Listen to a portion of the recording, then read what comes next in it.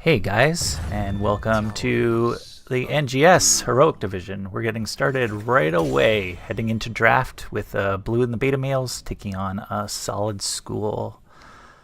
Solid School is currently the top-ranked Heroic Division team, and Blue and the Beta Males is currently ranked number 11, but a Solid School has played 7 matches, and Blue and Beta Males has played only 4 so far. And we are on Towers of Doom. First ban out is Stitches. Obviously good at pulling people into the death zone. Dahaka, probably one of the top offlaners for this map. Junkrat, always good no matter the situation, and Uther seems to be a favorite of a Solid School. So there's lots of interesting strategies you can get to. I know some of them have probably been ruled out based on the bans that have happened so far to some of these teams, what they've played before, but it'd be interesting to see what gets picked up here first. And we get first pick Diablo. Lots of walls to bang with Diablo here. And Anduin is picked up, and Leoric. Leoric obviously good for draining Diablo's health. A great double soaker.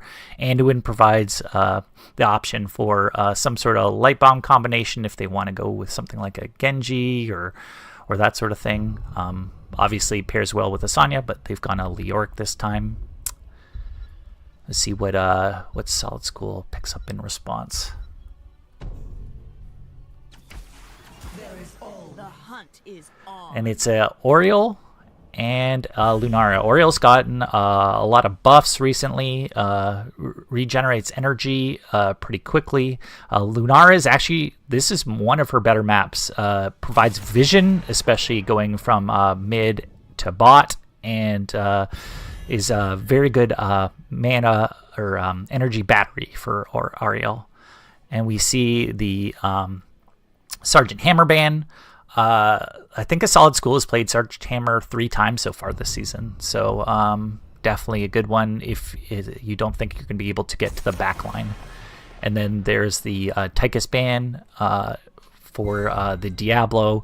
Tychus notoriously melts Diablo and any big boys that end up getting past the front line. And we'll see if the Genji would be good here with combo with Anduin, one of his better maps, good at harassing. But we're looking at Garrosh and Falstad. With Falstad, it means that Blue and the Beta Males can kind of flex into having Falstad soak mid and then come down bot. And we see Genji and Sonya response from a Solid School.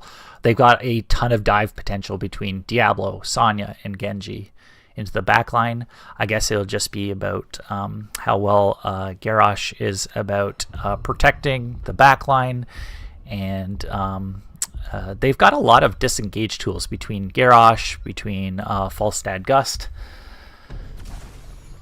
And then Sylvanas obviously provides a ton of pressure on structures, especially when the other team gets a couple deaths. A lot of siege coming out from Blue and the Beta Males.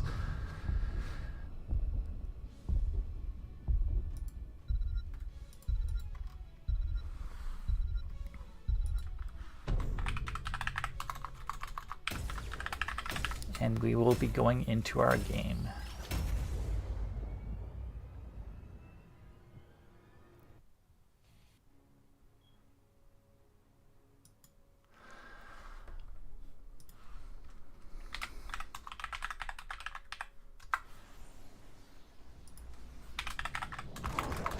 Prepare yourself for battle, heroes. Okay, and so on the red side for Solid School, we have Mundane Zebra on... Sorry, just one sec. We got Mundane Zebra on Genji, Azariel on Lunara, the Cure on Ariel, Jazz on Diablo, and Hero on Sonya.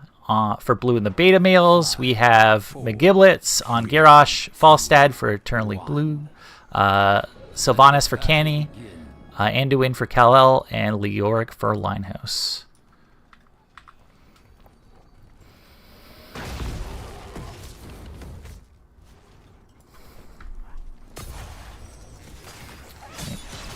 And see, red team is establishing vision pretty quickly.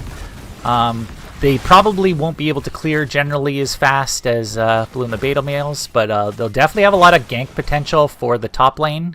You can see Mundane Zebra is already harassing Linehouse, while the rest of the blue team is rotating bot. The Giblet's taking some time to stall the rotation down while Canny clears. I don't think they'll end up missing much experience, but you can see the strategy coming out where Eternally Blue soaks mid a lot more and helps out, while Genji's job is to harass the Leoric.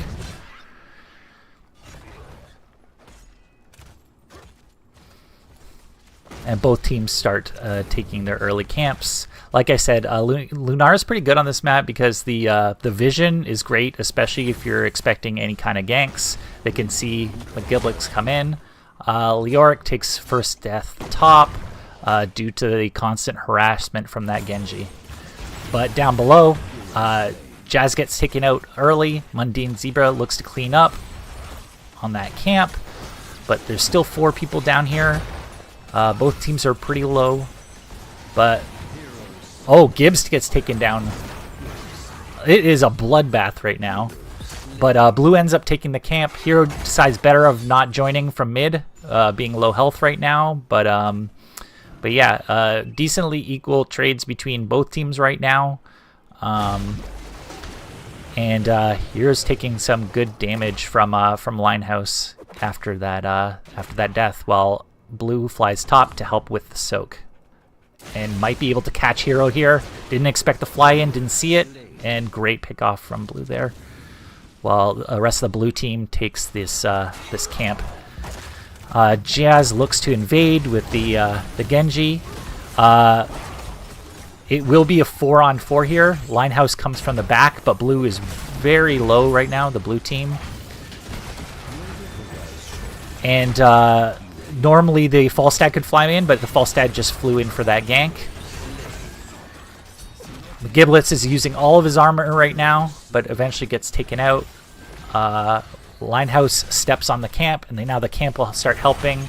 But Mundane Zebra is looking for the last little bit of Linehouse, but might be paying his own life. I'm not sure that trade is that great, but there's not a lot of places for Genji to go after the fact.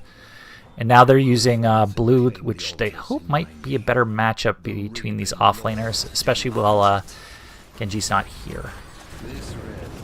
And you see the Cure and Zariel are using that mana battery power to constantly poke, which has got to be really annoying. Gets flipped by the Garrosh, though, and taken out. Blue looks for the Cure on the back line. A lot of split action right now. Gets taken out by the big Diablo charge and Mundane Zebra. Linehouse is kind of on an island here with Gibbs unto himself. Healer is obviously back at base, and Falstad is as well. Gibbs is going to try to stall here, but probably needs to give things up pretty quick, because the rest of the red team is flooding in right now. So, Solid School is up about 4 shots now. And we're kind of back to a reset. Experience is pretty similar. Entire bot wall has been taken by blue from the pumpkins. And saw some siege up to top. Most of the wall gone. Some of the wall gone up here as well. Red is working on their camp currently.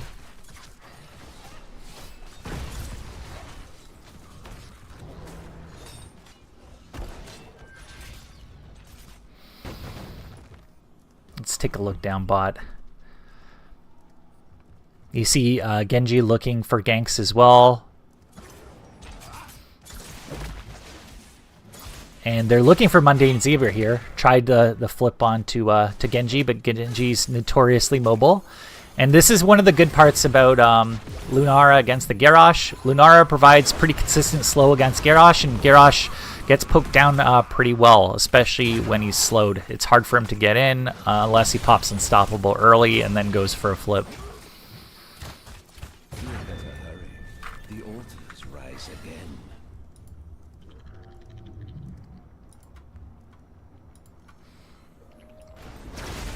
They're looking at invading the blue camp right now. Gibbs is taking a lot of damage. He's looking really low, but gets pulled out. And this looks like it's going to be Red's camp. So I'm pretty sure that camp will end up going in. They're going to have to look to stall this bottom objective. And both teams are nearing 10 right now. So I think Red is half committed to this. They've sent their offlaners up to get some extra soak. Keep poking to channel. Big flip on Diablo, but Diablo charges his way out, back into the lane. And Sonya's back out getting soaked while Gibbs channels. Still Blue is keeping up with some decent experience, even though they are losing some soak. But they will have to go and get top, which looks like Eternally Blue is looking to do. But Mundane Zebra definitely harassing this Falstad.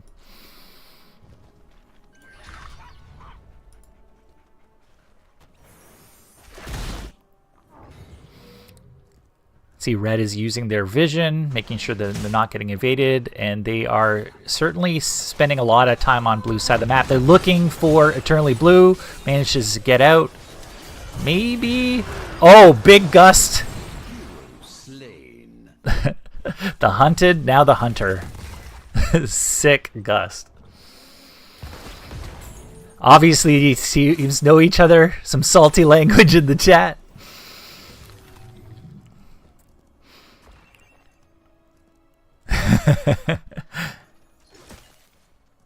And a decent lead here. They can now go in and invade the camp, get it a bit more pushed in. The entire bottom wall's gone, so all this can go on tower. But you do see Red starting to come in and looking, especially into the back line. But it's a small map, and Genji comes back really quick.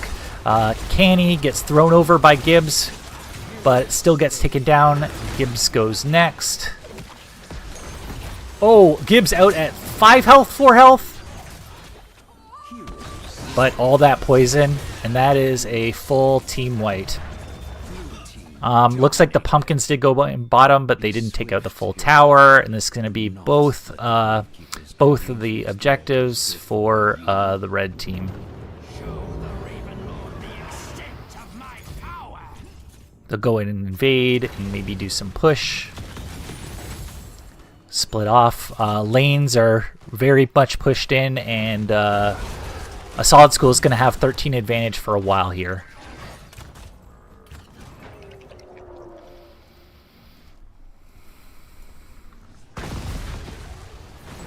You see the two partners in crime, Zebra and Hero, looking again for ganks in the rotation, while blue team clears most of those pumpkins out.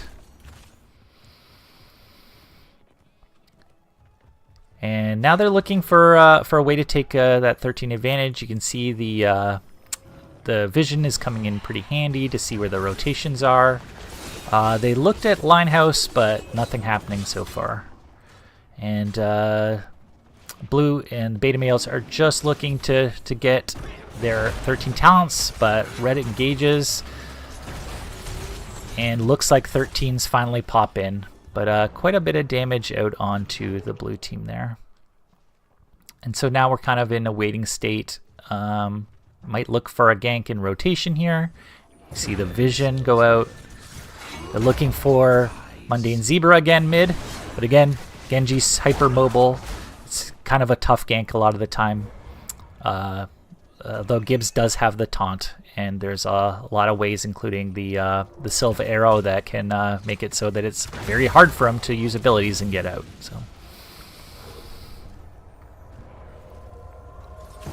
So everybody's funneling down here for this 13 versus 14 fight. Linehouse look at the back line. Jazz gets flipped in. Big light bomb doesn't catch anybody.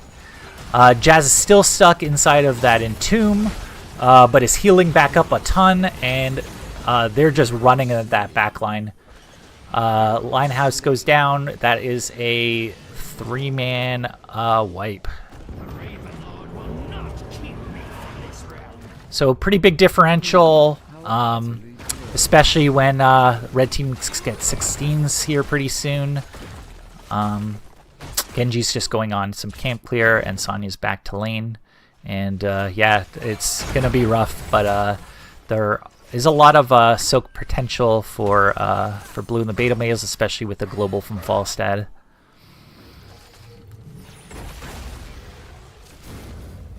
Red team is backing off, but they can look aggressive now again because they do have a 16 advantage, probably for another minute and a half.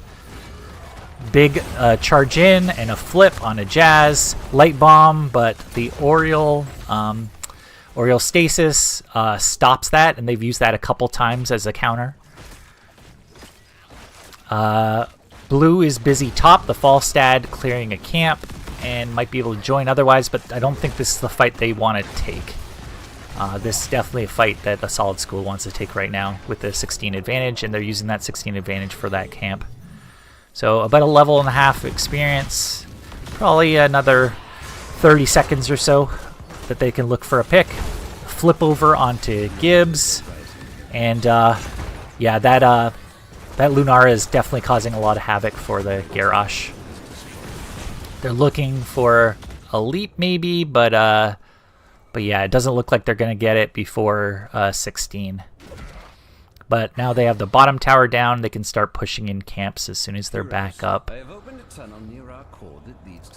So got one at the bottom that they're giving for free to red, while blue looks at the top, maybe looking at Hero here. But I'm sure they'll just kind of back off and poke. But this is an opportunity for blue and the beta males with like a 16 versus 16 talent tier. You look at Linehouse in the mid, who takes a ton of damage while Wraith walking out.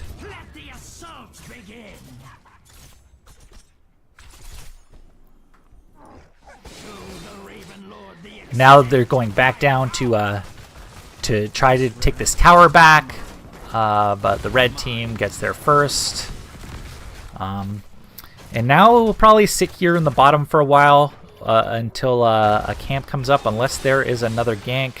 Linehouse looks like they might be able to get out, but there's the leap, there's the spin, and Linehouse has already used Wraith Walk, so Linehouse goes down. About a 2-level advantage now for the red team, and obviously that's going to go up if you still have 2 people soaking mid and top.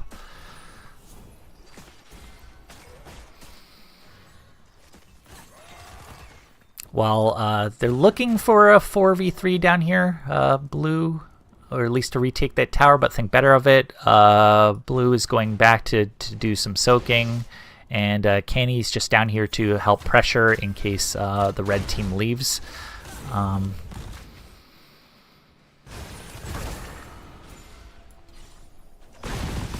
Again, another camp going in top, and it's going to be difficult to get through all that, but it gets taken down. Now this is an interesting one, capping that right now and maybe even getting a second camp. This is a little bit sketchy, still like a 16 versus 16 talent here, but if they get both of these, this puts blue and the beta males into kind of a bind because they have to clear both camps. They want to take that tower, and they want to capture at least both of those if they could.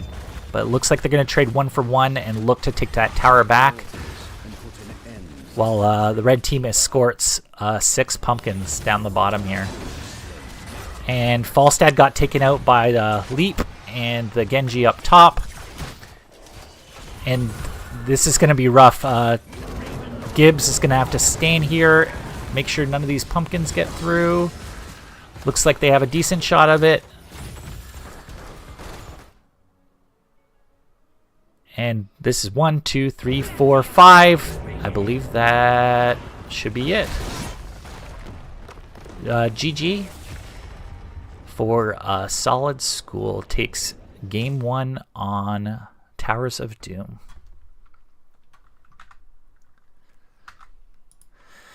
Go over to the game summary here. We've got a lot of damage out from the Lunara, who's constantly pressuring the Garrosh in the front line. Definitely the slow was helping. Garrosh definitely susceptible to slows. Genji going for lots of ganks and harassment. I think they took out the Falstad and the Leoric quite a bit.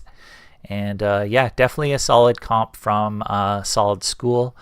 We'll have to see where we end up going next.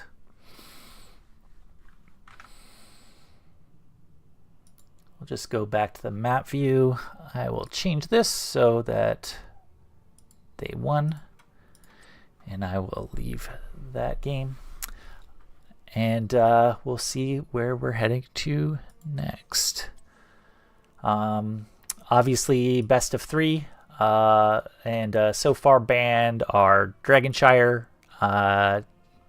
Tomb of the Spider Queen, Cursed Hollow, which has been a favorite from a Solid School this season, and Battlefield of Eternity, which I believe they have picked quite a bit as well. So I think both teams might be going to a new map, or maybe we'll just go to an old standard like Infernal or something like that. Who knows what each team has up their sleeve.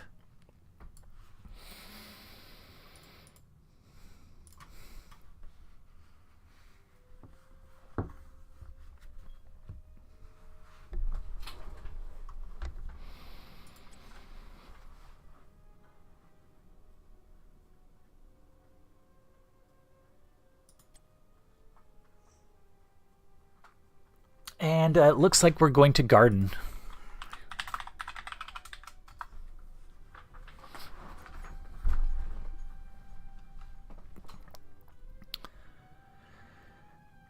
So I will queue up the next map. We're going to Garden of Terror.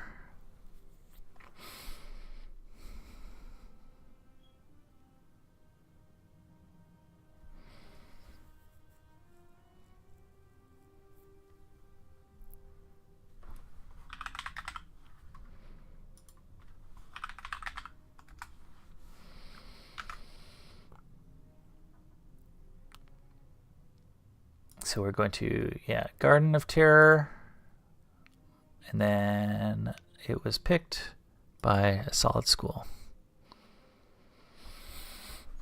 So interesting. I will look over my history here, see if they've run anything on this map before. A Solid School has run a hammer comp on this map before. And it looks like they might have they played it more than once? Looks like they've only played it once, and they ran a hammer. Who else? Hammer. They've got ETC, Greymane, Dahaka, and the Uther. So very much the first bans that were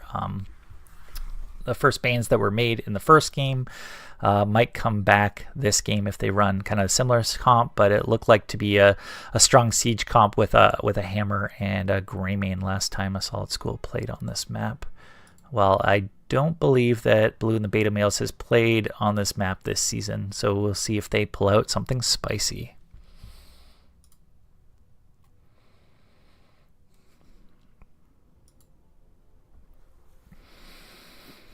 And I think we're just taking a little bit of a break for a second. Teams are getting ready.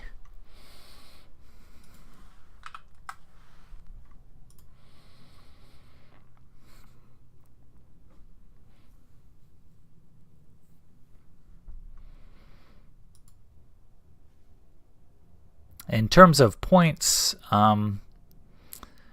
be interesting. I want to see the game go to game 3, but because so many games have been played by Solid School so early in the season, they're taking a big advantage early in the season in terms of regular season play. Let's head into the draft. So if we'll see if those same bands come out, the Uther and the Sergeant Hammer. Siege is obviously really good in this map. Gigantic map, so many camps. Having a dedicated camper is really good. They look to take the Sonya off the board. The Sonya was a menace in that rotation between mid and top this last game with the Leaps and the Genji. Again, looking at a Stitches ban. Stitch is pretty decent if you can get vision on the point. You can obviously pull somebody in that's channeling it. Leoric ban, so double offlaner ban so far. Stronger offlaners. Leoric is kind of a natural enemy of Blaze, so let's see if a first pick Blaze comes out here. And Junkrat, very similar bans for a solid school. But it's early Dahaka. Dahaka obviously good on this map. Not as good at taking camps as some of the others, but the global is very good for such a giant map. And then we see the Uther, which was not banned out this game, and the Greymane. Greymane great for taking camps, strong siege damage. Overall, I would say this is one of his better maps, especially the camp taking ability can't be matched, and there's just so much camp pressure on this map.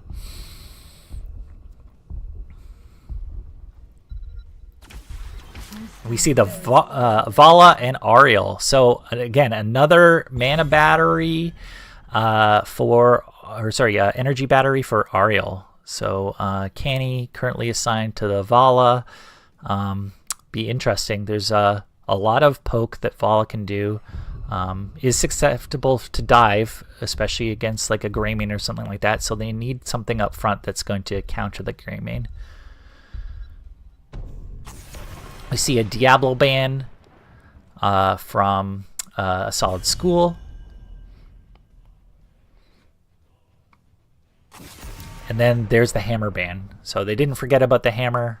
Hammer is gone. Like I said, Hammer's been played 3 times this season by a solid school, and I think at 100% win rate. And I wasn't even counting all the times it's gotten banned. We've got Johanna and Falstad. Falstad, obviously great at Siege. A global to match the Dahaka's global. And yeah, generally good. Lots of disengage from the solid school here. And it's harder for Vala to be a battery if she's constantly getting blinded by Johanna.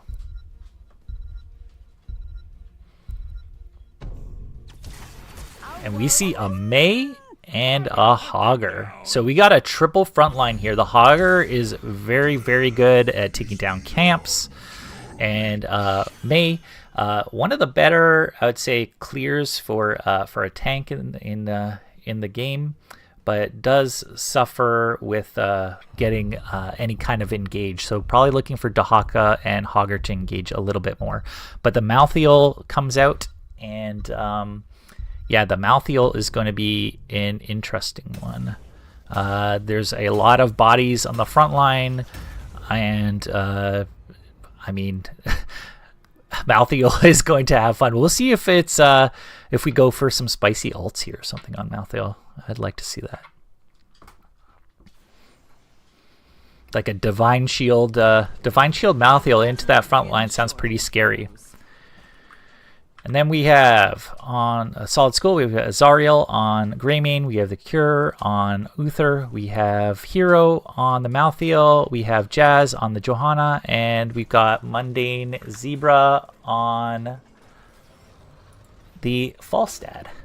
And then on the blue team, we've got Kal-El on the Oriel, we've got Canny on the Vala, we've got Linehouse on the Dahaka, we've got McGiblets on the Mei, and we have the Eternally Blue on the Hogger. So lots of camp clear. It would be interesting because this is more of like a frontline versus backline type comp. If the front line of the blue team can get to the back line, they're looking pretty good. But Uther's really good at defending at a single target, and Johanna's really good at grouping some of those frontliners together, and obviously the Malthael can do a ton of damage to frontliners. See blue using his clear. Big stun into the wall. And looks like they're going to challenge the rotation here because you've got Mundane Zebra, who has not joined the 4-man, is staying mid, kind of like what Falstad did last game. But waiting on the camp, and they're immediately going to leap on it right away. While the blue team goes for Bruisers. And you see, this is why Hogger is very good on this map. Can take out camps really quick, but Greymane is no slouch as well. I see Gibbs going and doing some body soaking of mid. And then they're going up and going through all these camps at once. Hero starts the top, while Azariel goes for the Siege Giants. These will all start coming out at once. They've got Mundane Zebra here, defending bot with the heroic fly, but big damage to this wall right now. And it's going to take a while till everybody gets down here. So this is going to take out the entire front wall, while Dahaka is going to have to try to defend a push of the Greymane top. So almost the entire wall, just a cannon left. But Linehouse is going to have to get help here, and it looks like Eternally Blue's coming back up pretty quick. But yeah, without any kind of range here, it's going to be a little bit rough for the blue team to clear. Obviously, Eternal Blue can put down some abilities. Gibbs goes into stasis, and the first objective spawns, but especially in higher level play, nobody's rushing to this objective really quick. It's one of a bunch of objectives, so you can choose to give it. I think the most important part is for the red team is side sieging. It's going to be hard for these bruisers to defend any kind of siege coming in, especially with having all this range damage from the red side. They're going to look at heroes here, but no hard CC. Hero goes back in and gets taken out. Good job on blue, and you got Canny going back. Like I said, the objective is still up, but you see they took the entire wall top, although they did get the camp out. And now they're going to go down and get the objective now that they got what their actual objective was, which was that top wall with all those camps. So you see Mundane Zebra here defending bot. He's the global, so he's staying in the off lane against the Linehouse. So it'll be a little bit of a different matchup, range versus non-range this game.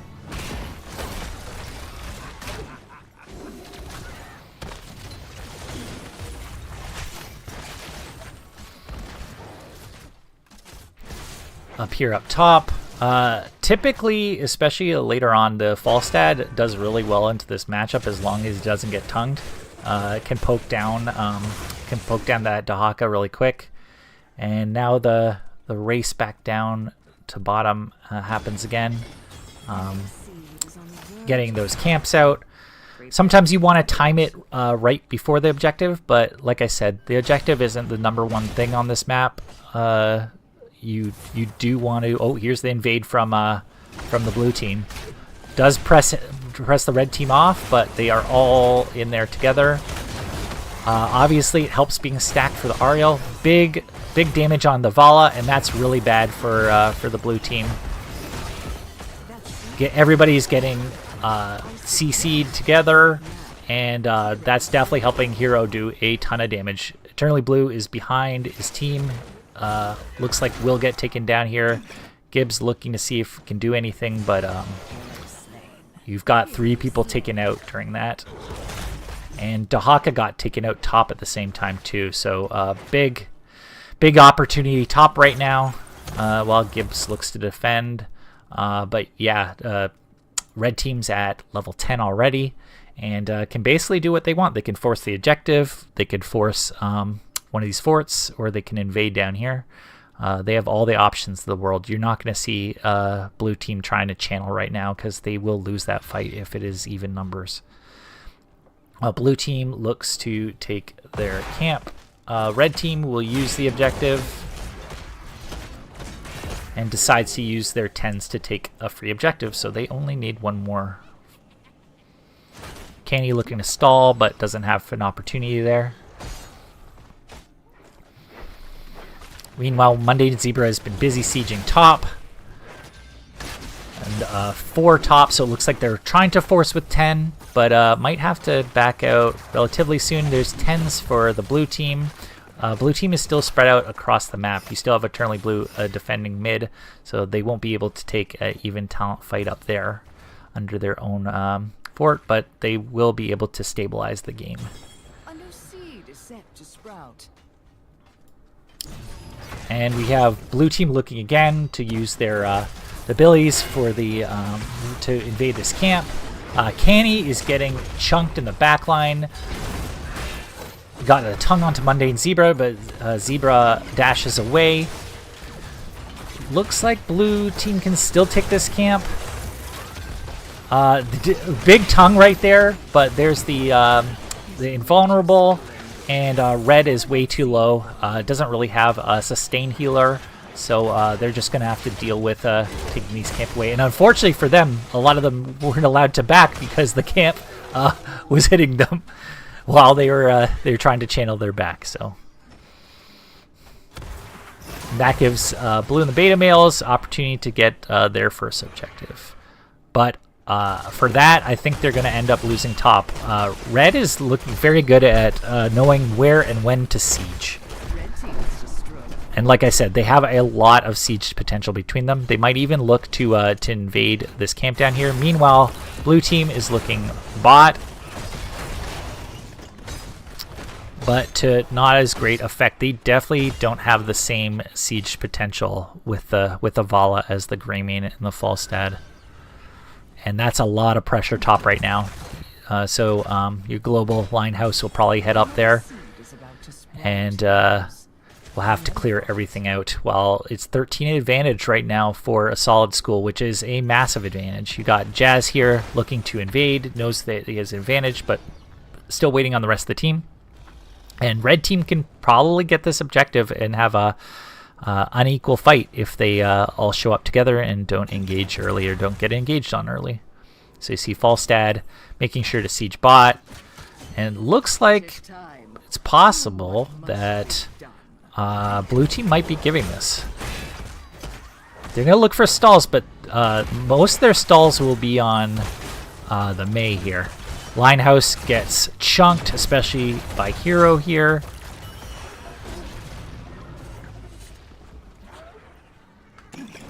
Looking at the talents, yeah, you do have Tormented Souls, which is going to be an interesting one with that Uther Invulnerable, with that Divine Shield.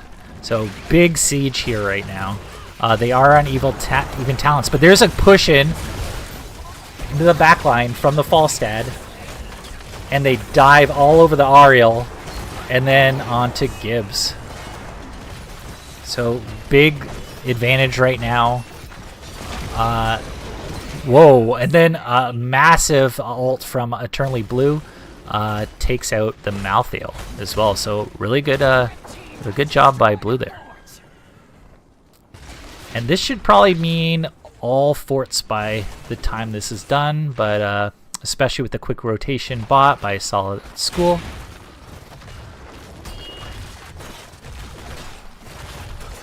Yeah, they're getting a lot out of this.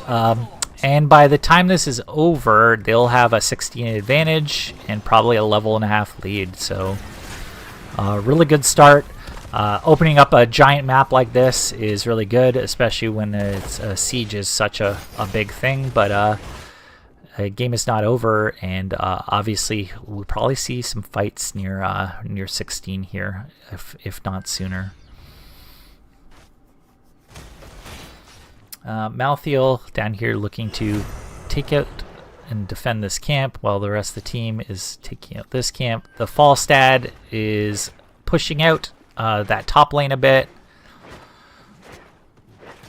But no ganks right now. Again, it's going to be hard to actually gank some of these characters with a Mei. But Mundane Zebra senses it and does back off. He has not seen the blue team for a while. So blue team might look to invade, but they are not 16 right now. They're still looking for Zebra. And it looks like they're going to think better of it, back out, not take the 15 versus 16 fight. But this will give the red team an opportunity to invade if they want, or to take the objective if they're really quick. However, 16s will be here really soon for the blue team if they're playing it smart. And it's on blue side of the map as well, which helps. So they have the advantage of the vision at bush, but Johanna runs in there first. And you can tell Johanna's feeling pretty safe without the engage there. Ice Wall managed to take the camp with a stasis ability. Zariel super low, but does get that that divine shield. And red is super low right now. Big damage onto Mei. Mei gets taken out. Kal-El gets taken out, and despite being so low, red is taking this fight 2 kills to 1 so far, and they're looking at Linehouse next. That range damage is really good, and it's hard. As soon as your mana battery or the Oriel get taken out, there's not a lot of damage sustained for the blue side, and all the lanes are pushed so far. So that'll just be the first objective taken since the last one, but good job so far by the red team. This is the point where blue and the beta males is going to have to take a fight in the next couple minutes before we hit 20s, because they are a solid level of a half behind, and yeah, the clock is going to start ticking for them. And you see they're pushing everything out in lanes to try to equal up experience a bit, and then I think they'll probably look, especially on this next objective, to try to take something. See if they can set something up, especially with the Mei Ice Wall and the silence from the Dahaka, because that will be their main engage. They look at the back line, they go after Zariel, but Zariel managed to dodge. Eternally Blue is really low.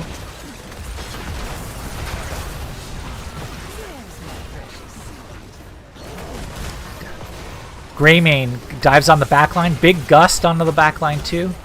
Although that Blizzard is taking out a lot. There goes Uther. Johanna is on the wrong side of the map right now, trying to get back. That's 2 kills to 1 for Eternally Blue. So very good fight so far. They're just looking to stop them from stalling, though if they get too close, I would definitely suggest they dive on it instead of channeling. They're looking to dive on them. Mundane Zebra still being a menace in the back here.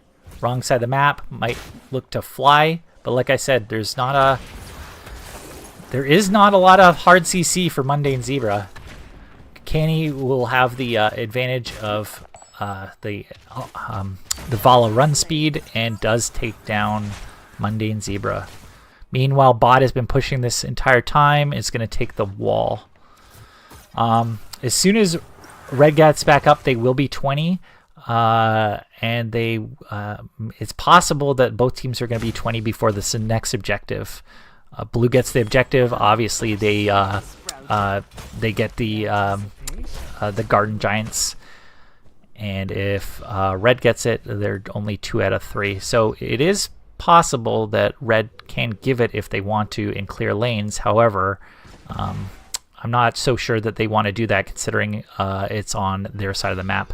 Falstad is 17 seconds behind, but does have fly.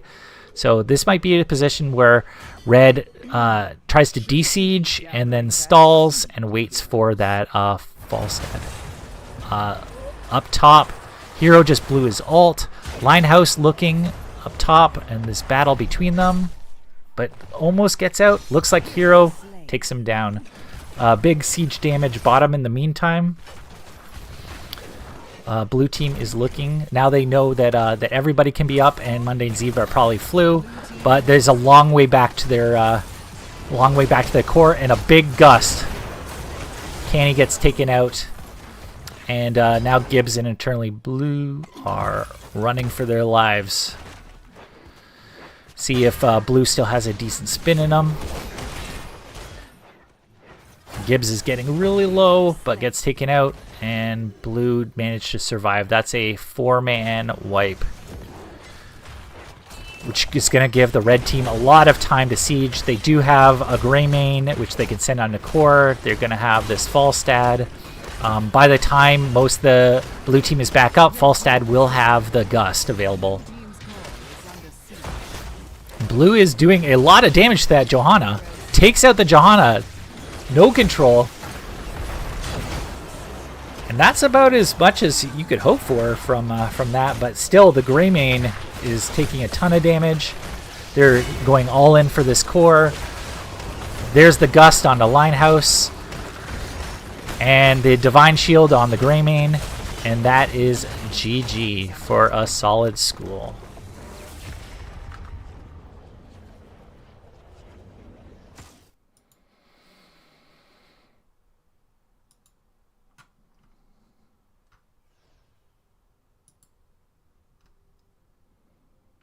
So I would say really good games by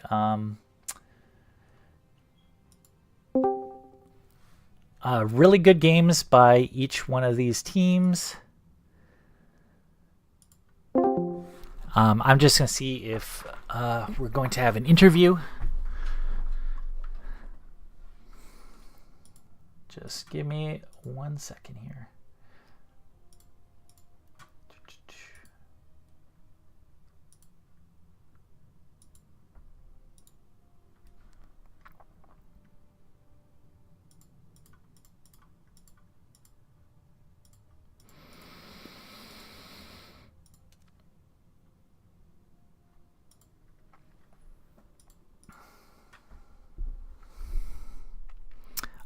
Yeah, very good game from the red team. The siege damage was great. And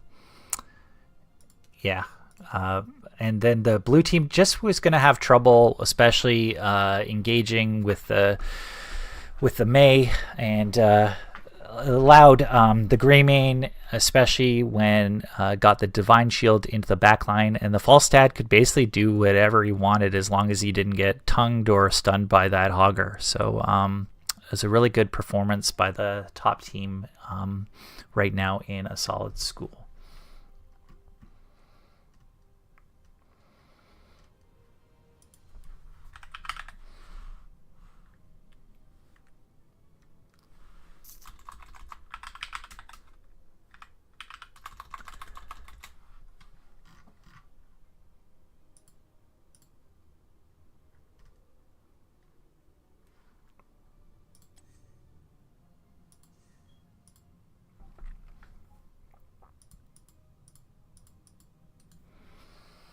I'm just going to go back to the maps.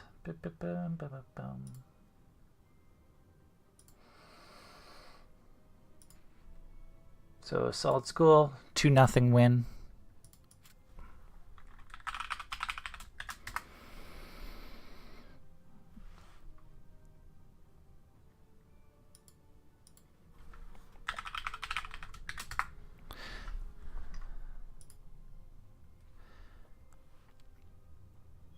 But yeah, a really good lead for a solid school on the season. Like I said, they came out really early and have played a lot of games, a lot more than most teams so far, considering we're week 5.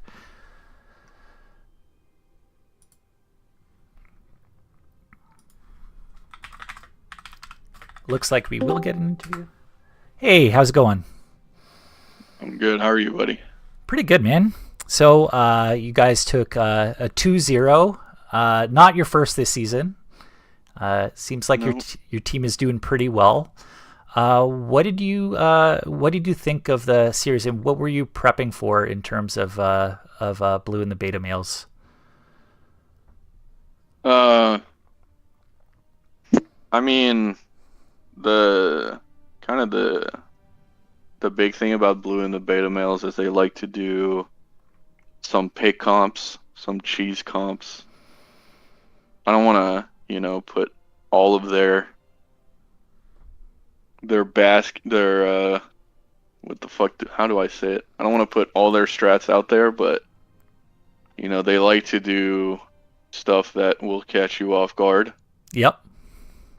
And also Gibbs is a really good stitches. So yeah, and I saw you guys banned out the stitches and the Junkrat both games. Obviously, the stitches works well with the Junkrat, but especially on Towers of Doom, I have definitely seen Gibbs draft around that stitches on that map.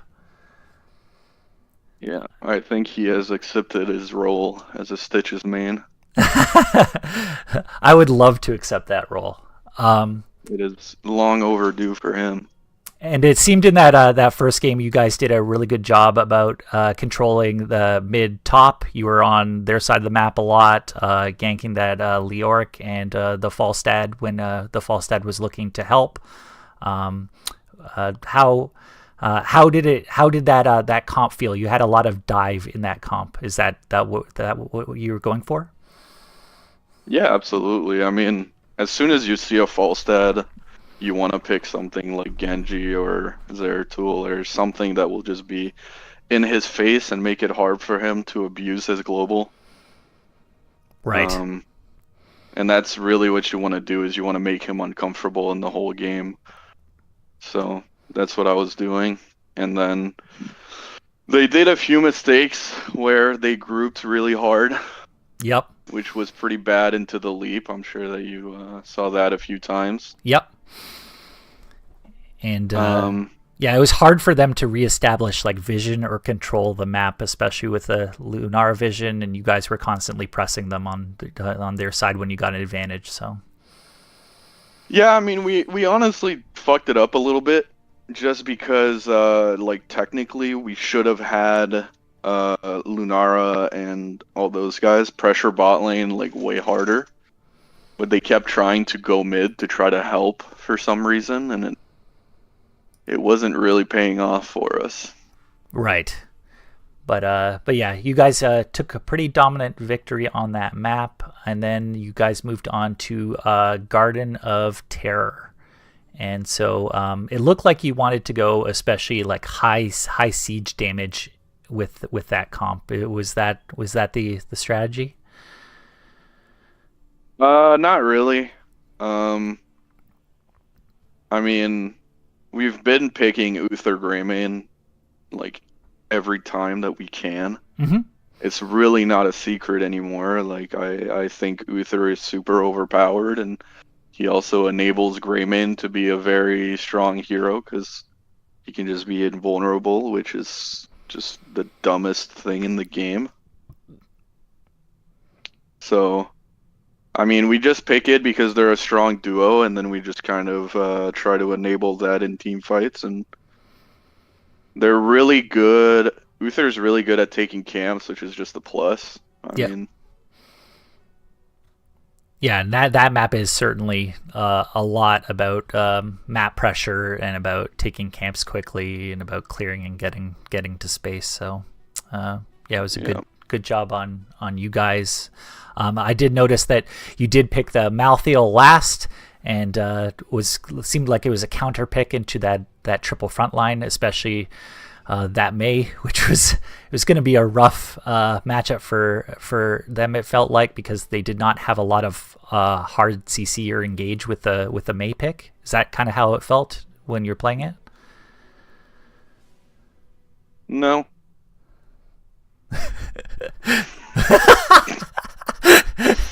Nice. Okay. But I mean, I think May is actually not that bad of an engaged hero. You know, obviously she's more of a peel hero. But with what they had, I mean, they could engage pretty easily. We were like, there was one time where I was trying to push bot and my team got caught. Yep. They're like, no, you have to come, and we still lost the fucking fight. So, you know, screw those guys. I'm never doing that again. Yeah, just never fly. That's what you do. Yeah. But yeah, it did seem that by having all those frontliners as clear, that you guys were able to siege down a lot faster, just because Greymane's just gonna dominate a wall that Dahak is trying to clear. Same with the Hogger. That push felt really strong. Yeah. Anyway, is there any shout outs or that sort of thing you want to do before we get going? Shout out to Blue and the Beta Males for the free win. That's it. Nice. And yeah, you guys are in first place, but you guys have played the most games. I don't know. I think you guys might have played the most games of any team in NGS by this point, something like that. So Wow. you won't have the mods take a mad at you. You can take a nap. Okay, and yeah, congratulations on the win, and good job on your team, and congrats on the victory. Thanks. Have a good night. Yep. So again, thanks for everybody joining. Thanks to Blue and the Beta Males, as well as a Solid School who took the victory today. Some good games, and yeah, thanks everybody for watching the cast.